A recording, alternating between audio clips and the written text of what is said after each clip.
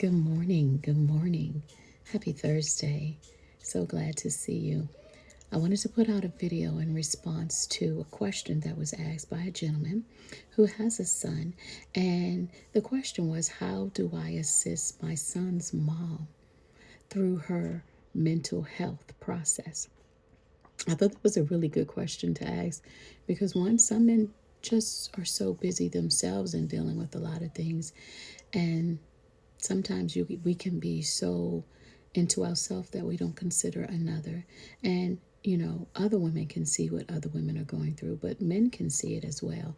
So kudos to this gentleman for seeking advice on how to assist his son's mom on the road to obtaining mental balance. So I am going to share with you 10 ways that fathers and men can actively support moms in maintaining better mental health. The first one is be emotionally present. Listen without fixing. Now, it comes with no surprise that men want to protect and provide, and they are solutionists. Most men are. They want to solve a problem. They are often viewed as heroes. So I think that is noble. But sometimes women need to vent and we need to cry without rushing to solutions, because just to get that hurt out, just to get that exhaustion out is work, believe it or not, because oftentimes we keep it inside to keep it all together because task still needs to be done. And from a woman's point of view, who I've been a wife, I'm a full-time worker. I also have my own business and I am heavily active in the ministry. A lot of times women are the ones that remember almost everything that needs to be done. And then with some men, they remember some things, key things, but not everything. But we oftentimes fall into this role of remembering everything. And if it isn't done, then we pick up the pieces. And, it's exhausting to say the least. And so when you have a man that is considerate and is seeking to solve the situation, it's noble. But sometimes we can't focus on a solution. We need to get the exhaustion out first before we can get to the part of resolving or rectifying the situation. So, yes, allow her to cry, allow her to vent without rushing her into a solution. Validate her feelings. Don't invalidate them. Well, if you think that you're doing a lot, imagine what I'm doing. Don't do that. You may not have voiced how you feel to her, but she did, and she shouldn't be penalized for sharing how she feels. And you are not penalized for not knowing how she feels. She has to learn how to open her mouth and articulate herself. But also, as men, sometimes you can be oblivious to things and not see because you're focusing on the bigger picture. You have to learn to look at your wife or your woman or your sibling or your daughter and notice the signs of withdrawal, or just be considerate. Even if you don't know, imagine how you feel and how you wish you were seen. And that is enough to make you consider someone else. Validate her feelings and say things that, you could possibly say, you're doing a lot and I see you. That means a lot, just to be seen. Second thing I want to share and mention is share the load. Help her with household responsibilities and do so without her asking. When you take the initiative to do those things for a woman, it greatly improves her mental health. Mental exhaustion often stems from invisible labor. Take the initiative with your children. Prepare meals, do cleaning, wash the clothes, even run errands regularly, not just occasionally, but make it something that you do regularly. The third thing you can do is offer breaks without guilt. Encourage her to take time for herself, alone, without any interruptions. It's hard for us sometimes to take a break or even think of ourselves because we're often thinking about others.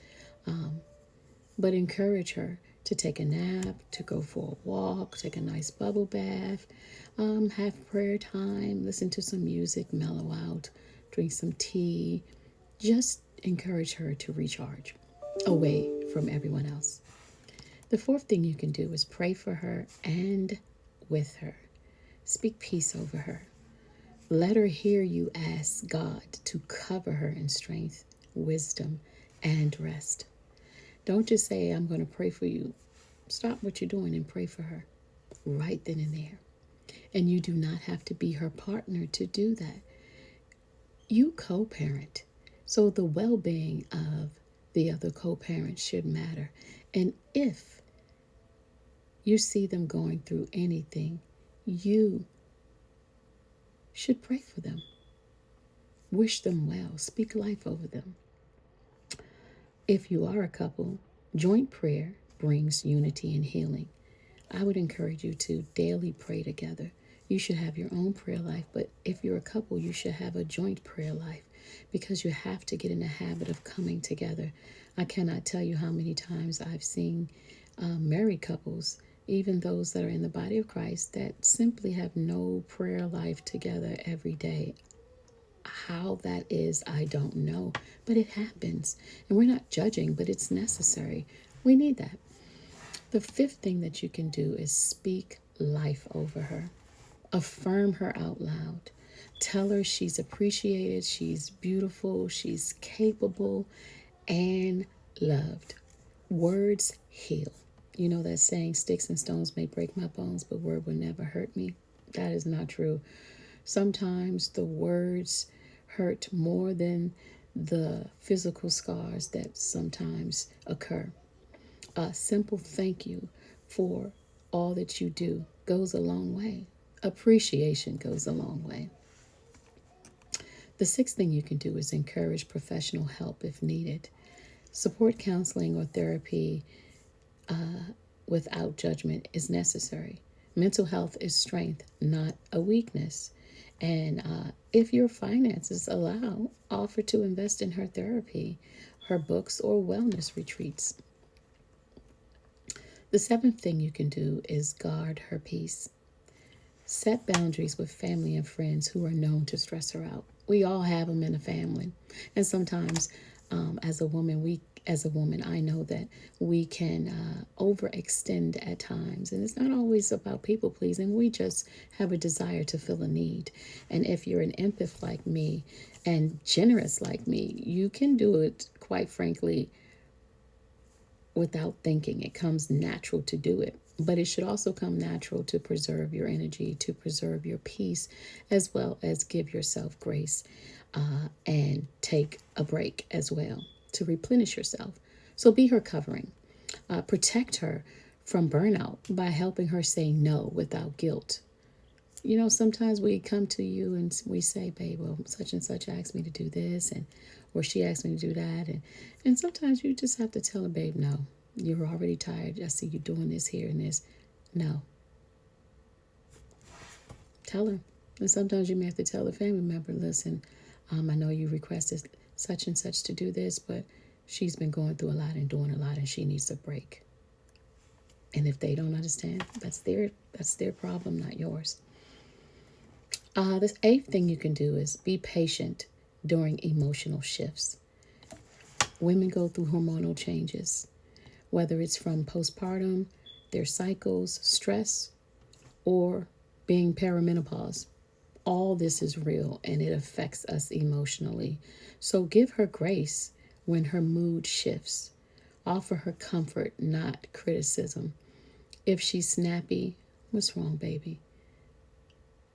You want to talk about it? No, you may get that, I don't want to talk about it. Well, just give her a big hug. Send her some flowers. Let her know that you're here for her and you understand. Don't take it personal.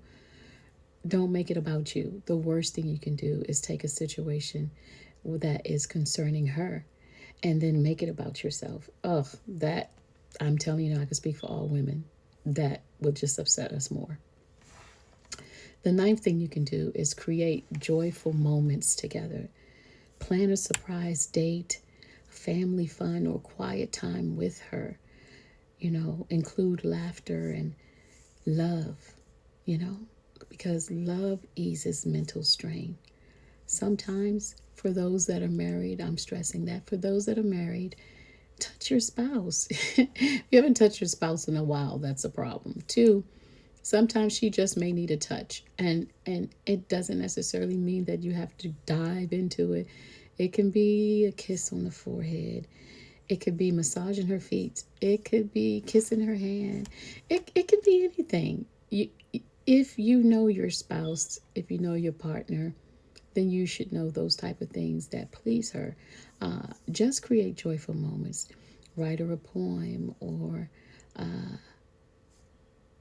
tell her how much you care about her. Show her how much you care about her. Whatever you do, just create joyful moments together. And then the 10th thing you can do, and it is the last thing that I'm suggesting, be a safe place. Be a safe harbor for your woman. You cover her. Be a safe place for your son or your daughter's mom. You don't have to have a romantic relationship to just show genuine care. Again, these are our children, and they are affected by the stress of their moms and the fathers. But right now we're talking about women, their moms. Being strong for her sometimes means just being soft, steady, and available. Let her know that she can fall apart without judgment, that she can cry in your arms, that she can share her hurts or her pains and frustrations without being ridiculed, judged, or even spoken about later, or, having it thrown up in her face later. Be a safe harbor for her. Those are the 10 little nuggets that I find to be helpful, and I hope that they help you.